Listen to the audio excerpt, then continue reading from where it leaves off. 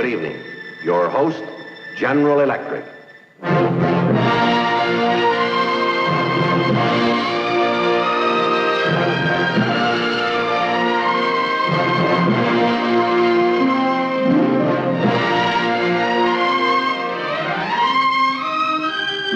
And this is true. On May 1st, 1960, the U-2 incident occurred. Khrushchev sabotaged the summit conference. On August 13th, 1961, the Berlin Wall went up. Between those two dates, the Cold War threatened to erupt into World War III. It was a time of maximum caution, maximum danger. For the next 30 minutes, security risk.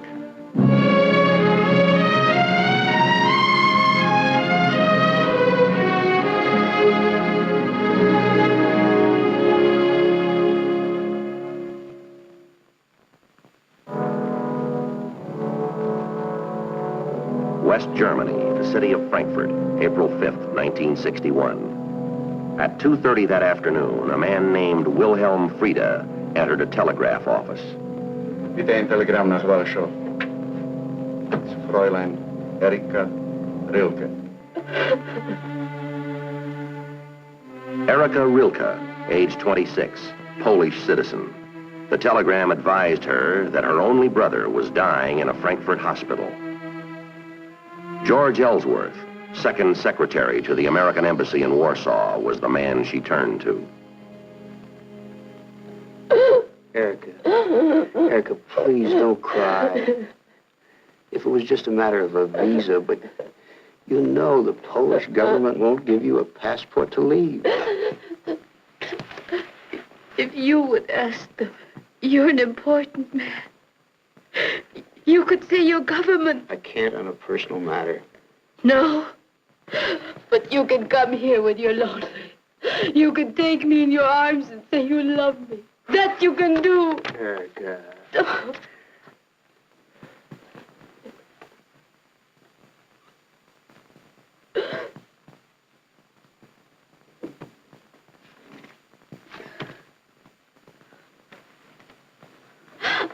I'm sorry. I didn't mean it. You've been very kind. Please forgive me. No, I've been selfish, Erika. I really have been. I'll try to do what I can. Believe me, I will. It'll work out somehow. I just know it will. Oh, Jessica. Jessica. Thank you.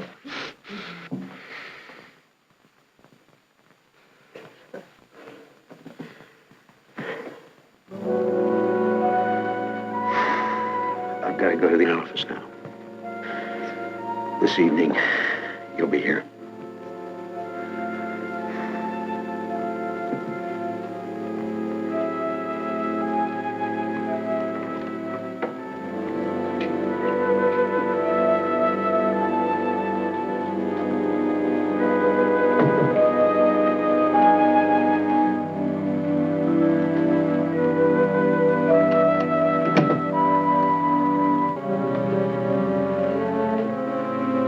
Did you hear it all? Mm-hmm. Let's hope we don't have to play it back for him.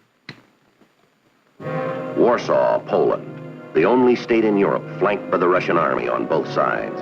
A communist country, a hotbed of espionage.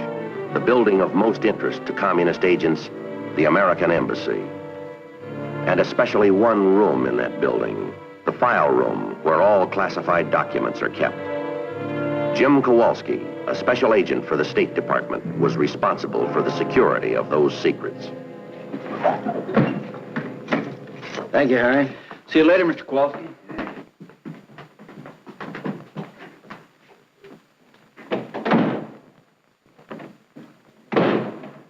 Hi. Hi. Taking Marie and the kids to the plane? Yeah. Well, while they're gone, be sure you come over to the house for dinner. When you going on your vacation? Oh, week 10 days. Say goodbye for me, will you? Okay. It was April 7th. George Ellsworth's wife, Marie, and their children left for Paris to visit her parents. George would be alone in Warsaw for 2 weeks. Then he would join them. At least that was the plan.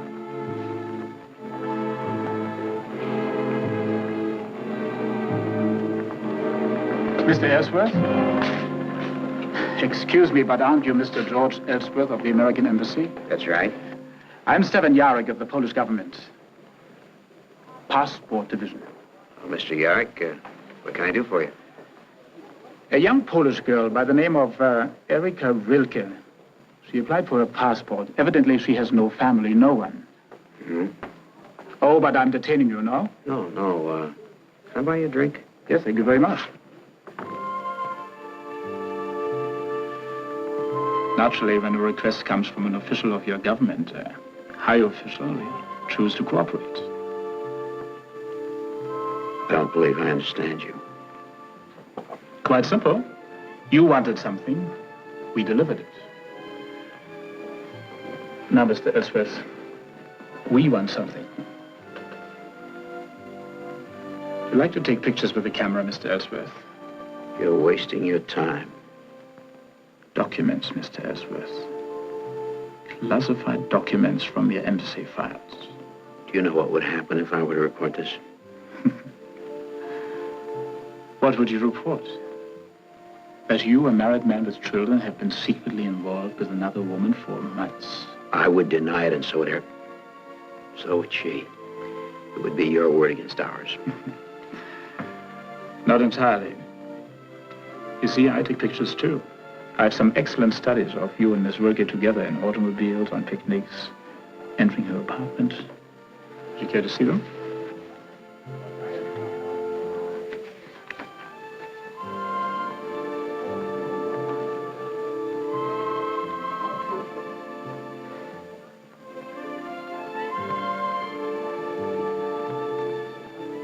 I shall expect to hear from you very soon. Thank you very much for the drink. George Ellsworth was leaving government service on the 1st of June, going back to America with his wife and children. He had been in the State Department for 5 years. His record was excellent. He had only 7 more weeks to go.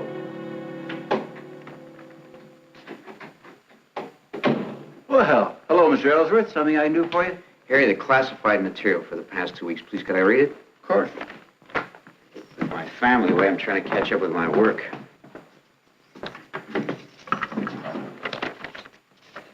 There you are. I'm not keeping you late, am I? Oh, no. I'm just weeding out some of the old stuff. I'll be here for a couple of more hours at least. You don't have to stay on my account.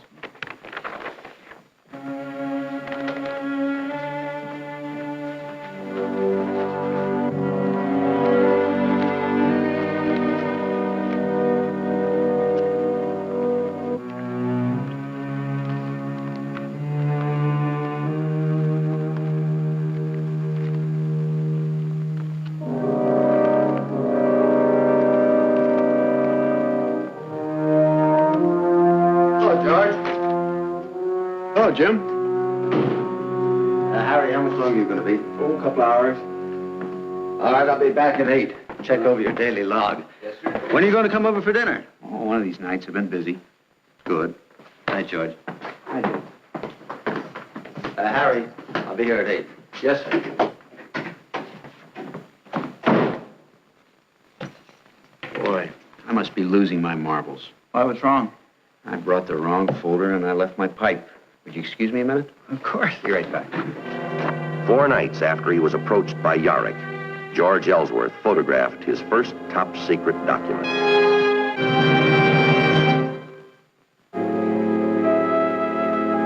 In 1961, West Germany had no diplomatic relations with Poland.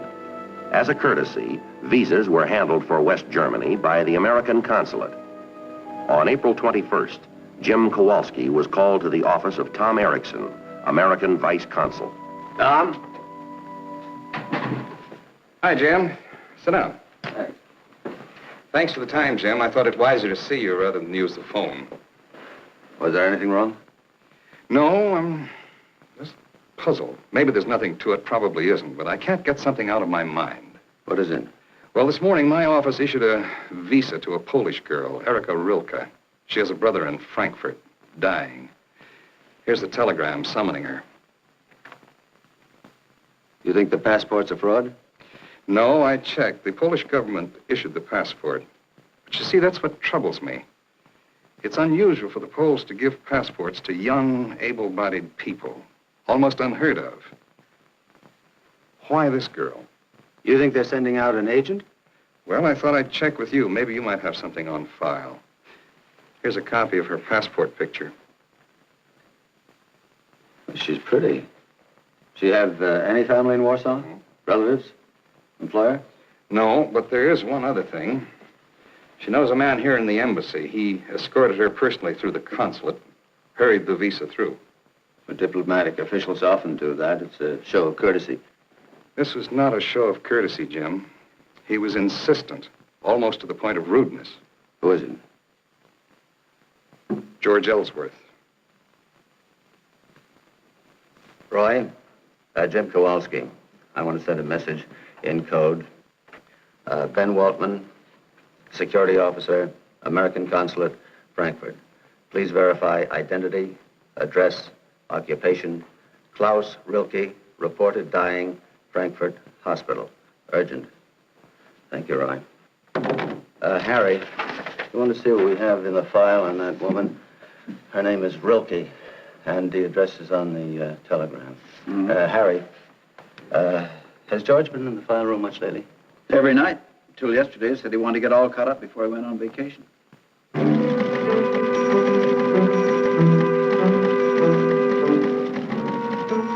The message came back from Ben Waltman in Frankfurt the next day, April 22nd. No Klaus Rilke in hospital in Frankfurt.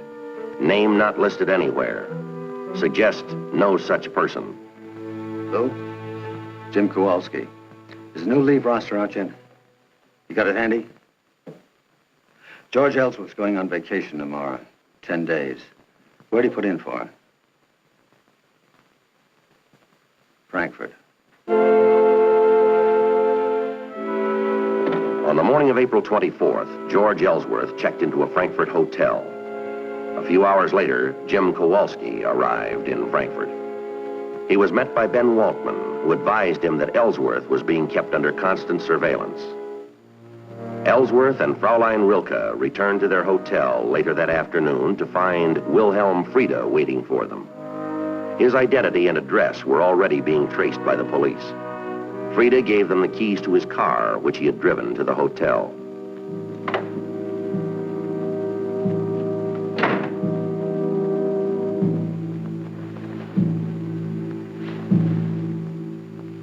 Who was that man down there? How did he know I was here? Wilhelm? Whoever he was, what does he know? What did you tell him? Oh, Wilhelm's an old friend, George. He's the one who sent the telegram about my brother. Don't you realize that if they find out what I've done and then they find us here, who else did you tell? George. Look, I'm going to go back to Warsaw. You want me to be ashamed? I am not ashamed. When you were lonely, you came to me. And when I needed help, I came to you. Why is that so wrong? Wrong. I'll tell you what's wrong. It's what I did to help you. I betrayed a trust, Erica, not only morally, but legally. George, because you loved me. It's a pretty poor excuse for a married man. Oh, that's the reason, isn't it? It's your wife you're worried about. Not me or your job. It's her. Well, I've got her up to here. Stop it!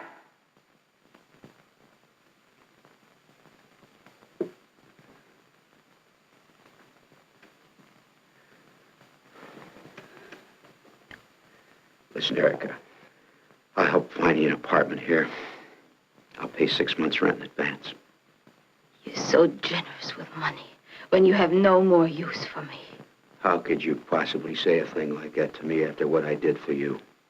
I was a traitor to my country so you could have a passport to leave Poland. Now, isn't that enough for you?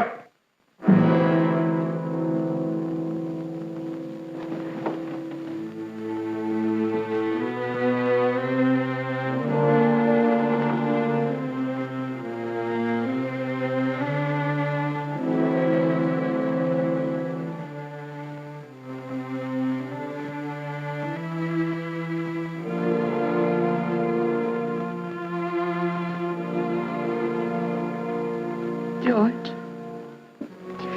George. Don't leave me. Please don't leave me. I don't want to leave you, Erica. I don't want to leave you. But I have to. Just don't cry. Just please don't cry. I was alone. I had no one. I told myself it will have to be that way. Why did I have to meet you? Why? The preliminary report on George Ellsworth identified Wilhelm Frieda. It also included the license number and the description of the car Frieda had turned over to Ellsworth. The Frankfurt police had used the license number to obtain a photostat of Frieda's driver's license. But there were no facts indicating treason or espionage. The Frankfurt Telegraph Company traced the telegram to the office from which it had been sent. The original copy was on file, in the sender's handwriting. Kowalski compared the handwriting and signature to the signature on the photostat of the driver's license belonging to Wilhelm Frieda. They were identical. Why did the Polish government issue a passport to that girl? Unless it was quid pro quo, payment for something. From the girl? No, they didn't do it for the girl. Did it for Ellsworth. What kind of payment? I don't want to guess, Ben. I gotta know. It was April 25th. Jim Kowalski had 5 weeks to find out. He returned to Warsaw, asked for and received a private interview with the American ambassador. He revealed his suspicions and recommended that the security file be desensitized. Recommendation granted. He asked permission that a special camera be concealed in the file room. Request granted. Okay, Harry. This'll pick up anyone sitting at the table. I sure hope it works. It didn't work. George Ellsworth returned to Warsaw on May 4th. He never went into the file room again. On the 24th, Jim Kowalski had one more meeting with the ambassador. There's less than a week left, sir, and there's only one more thing that I can do to confront him with the girl and Wilhelm Frieda in Frankfurt. I'd like to have Ellsworth's orders change, route him to Frankfurt instead of directly to Paris. It's a wild gamble, sir, but I'm going to have to take it. Request granted. George Ellsworth's orders were changed.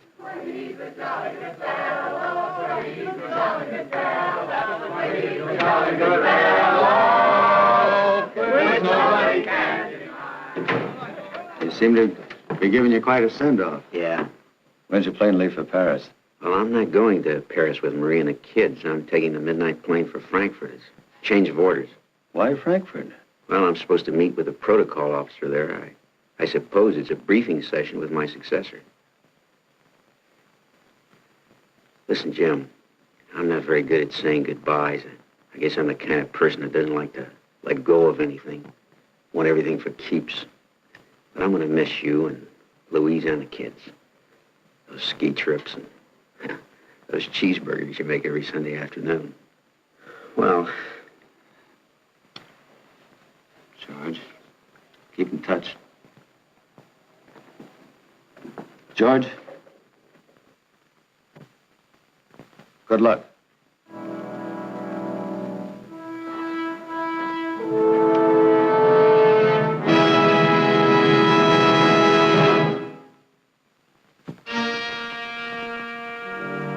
At 9 o'clock that evening, George Ellsworth arrived at the consulate in Frankfurt. He was directed to Ben Waltman's office. Please, sit down. thank you. Actually, Mr. Ellsworth, I'm here because I wanted a few minutes with you. I need your help. A passport matter. Oh? The German police picked up a woman named Erika Rilke. They think her passport and visa are fraudulent. Now, she says she knows you slightly. Says you helped her in some way. Well, yes, I remember, but I can assure you that her passport and visa were quite in order. Know her well? No, not very. She was orphaned during the war. She's poor. She wanted to get out of Warsaw for good. She has a brother here in Frankfurt, and he's very sick. In fact, he's dying, and...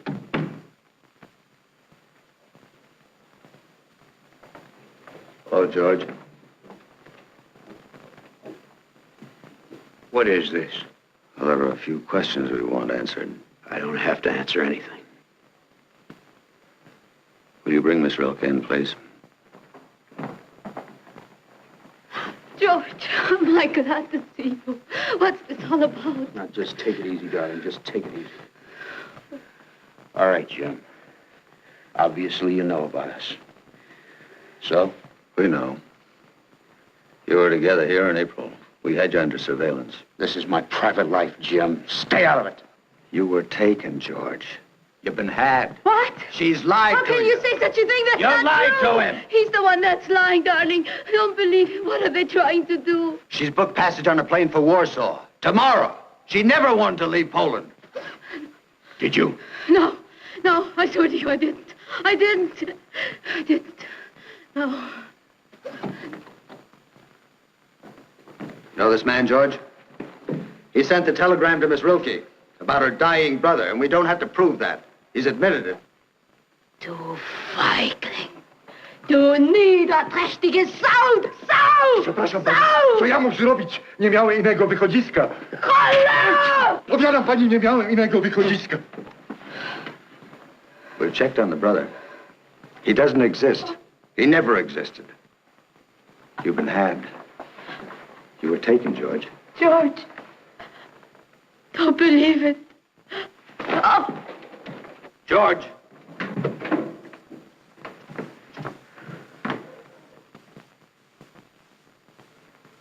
George. George. George, you gotta tell me the truth. Did you give any secret information to the communists? I don't know what you're talking about. Now, just leave me alone. George, don't lie to me. I've got to know what kind of information it was. Look, a lot of classified material goes into Poland by telegram in code. George, stop! Listen to me. Listen! You're not a traitor. I know that. You just got trapped. The communists have got copies of those telegrams. If you pass them any translations, they can crack that code. We've got to know. We can't go on sending messages in a code that they know. George, I can't stop you. You know that. By midnight tonight, you'll be on your way home. We'll never know, but you'll know. And I don't think you can live with that, George. You're taking your kids home to teach them they're Americans. Who's going to teach them that, George? You?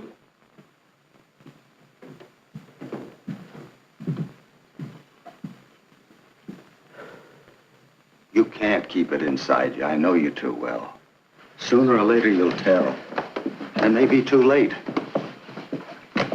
By keeping quiet about it now, it might cause damage to hundreds, thousands of people, because you didn't speak up in time. Did you give decoded material to the communists? It takes guts. I know you got them. It happened the way you said, Jim. The way they planned it. A woman, blackmail. I guess I got panicky. I didn't know what I was doing. I thought that maybe once, and then they let me off the hook. But it didn't work that way. I kept getting in deeper. How many documents? 6. But none of it was decoded stuff, Jim. I swear to that. It's mostly material that our local intelligence officers gathered about the communist activities around Warsaw, things the communists already knew. But all they gained was that now they know that we know a lot of their secrets. There was no coded stuff, Jim. You want to go back upstairs, tell it for the record?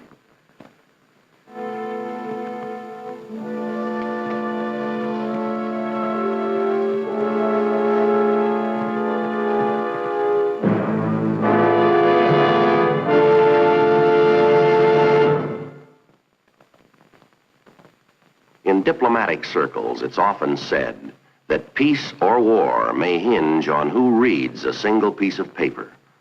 Because of that, the problem of security is a vital one. Now, there aren't many Jim Kowalskis. The State Department's Office of Security numbers just 235 men. We have 300 missions overseas. It's a big job, but then they're big men.